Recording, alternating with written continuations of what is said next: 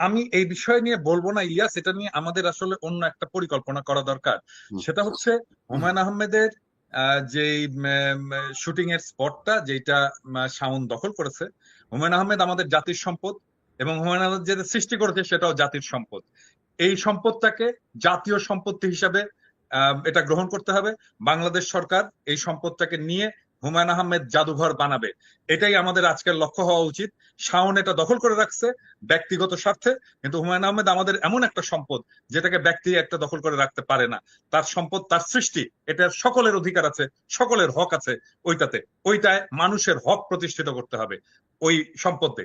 এবং ওইটার নাম যেন কি, ইয়ে নুহাশ আহ, নুহাশপল্লী। নুহাশপল্লী। নুহাশপল্লী, এটা নুহাসেরও মালিকানা থাকবে না, শাওনেরও মালিকানা থাকবে না, এটাতে বাংলাদেশের জনগণের মালিকানা থাকবে।